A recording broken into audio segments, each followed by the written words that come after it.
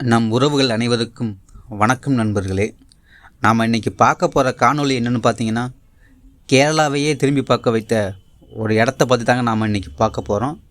வாங்க நண்பர்களே, வீடியோக்குள்ளே போகலாம். கேரளாவில் மிக முக்கிய தெய்வங்களில் ஒன்று தான் நம்ம பார்க்க போகிற இந்த பகவதி அம்மன் கோவில். பகவதி அம்மன் தோன்றிய இடம் சோட்டானிக்கரை இல்லைங்க. வாங்க அதை பற்றி நம்ம பார்க்கலாம். அன்னை பராசக்தி தாய் அவர்கள் மும்மூர்த்திகளுக்கும் 30 முக்கோடி தேவர்களுக்கும் ஜோதி உருவாய் நின்று காட்சி தந்ததால் ஜோதிநக்கரை என்ற இயற்பெயரை கொண்டது இன்றைய சோட்டானிக்கரை. சோட்டானிக்கரை பகவதி அம்மனின் தனி சிறப்பு என்னவென்று தெரியுமா? ஒரே ரூபத்தில் அம்மன் 3 தேவியாய் காட்சி தரதாக கூறப்படுகிறது.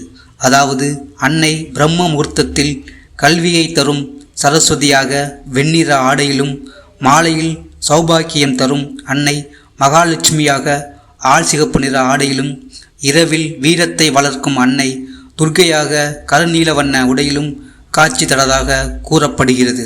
முப்பெரும் தேவிகளும் சோட்டானிக்கரைக்கு வர காரணம் ஆதிசங்கரனின் தவத்தின் பலனாய் அன்னை பிரம்ம முகூர்த்தத்தில் சரஸ்வதி தேவியாக சோட்டானிக்கரைக்கு வந்து போவதாக கூறப்படுகிறது. பல ஆண்டுகளுக்கு முன்பு வாழ்ந்த ஆதிவாசியின் தலைவன் கண்ணப்பனின் பாசமான மகள் பவளம் வளர்த்த பசுவும் கன்றும் மகாலட்சுமியாக காட்சி தரதாக கூறப்படுகிறது. மேலும் ஆதிவாசியின் தலைவன் கண்ணப்பன் அன்றைய காலத்தில் உயிர் பலி கொடுத்ததின் காரணமாக அன்னை பகவதி அம்மன் வனதேவியின் தெய்வமாக பத்ரகாளியாக உருவெடுத்ததாக கூறப்படுகிறது. இங்கு அனுதினமும் அதிகமாக கூறப்படுகிற ஒரே மந்திரம் அம்மே நாராயணா. இந்த மந்திரம் ஏன் அதிகமாக ஒலிக்கப்படுகிறது என்று தெரியுமா?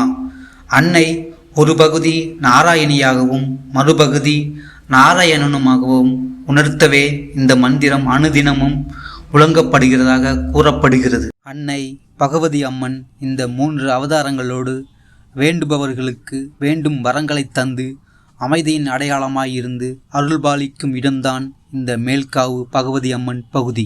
அது மட்டுமல்ல, அன்னை பகவதி தாய் அவர்கள் உக்கிரத்தின் உச்சமாய் தீய சக்தியே கதிகலங்கும் அளவிற்கு அக்னி பிளம்பாய் மகா காளியாய் அவதரித்து இருக்கும் ஒரே இடம்தான் கீழ்காவு பகுதி. இங்கு ஆதிகாலத்தின் ஆதிவாசி தலைவன் கண்ணப்பன் காட்டில் இருந்த ஒரு அம்மனுக்கு உயிர் பலி கொடுத்து வணங்கியதின் பலனாக தீய சக்திக்கு எதிர் சக்தியாக அன்னை பகவதி அம்மன் இருந்து மக்களை காத்து வருவதாக கூறப்படுகிறது. ஒரு காலம் வரைக்கும் கீழ்காவு பகுதி பத்ரகாளி அம்மனுக்கு உயிர் பலி கொடுத்து குருதியால் குருதி பூஜை நடத்தப்பட்ட அம்மனுக்கு இன்று வரைக்கும் உயிர் பலி தடை செய்து செந்நிற குங்குமத்தால் குருதி பூஜை நடத்தப்படுவதாக கூறப்படுகிறது. குருதி பூஜை நடக்கும் அந்த இடத்தில் பில்லி, சூனியம், பேய் இவற்றால் பாதிக்கப்பட்டவர்கள் அந்த பூஜையில் கலந்து கொள்ளும் பொழுது தானாகவே சுய நினைவை இழந்து பேய், பில்லி, சூனியம் இவற்றின் பிடியில் இருப்பவர்கள் தலைவிரி கோலமாக ஆடுவார்கள் என்று கூறப்படுகிறது. அவர்களை பத்ரகாளி அம்மன் அருளால் அவர்கள் உடலில் இருக்கும் தீய சக்தியை அம்மனின் குருதி பூஜையின் போது மகா காளியிடம் சத்தியம் செய்து கொண்டு, நான் இந்த உடலை விட்டு செல்கிறேன் என்று தீய சக்தியை ஆணியில் அடைத்து அருகில் இருக்கும் மரத்தில் இறக்கி கட்டுப்படுத்துவதாக கூறப்படுகிறது.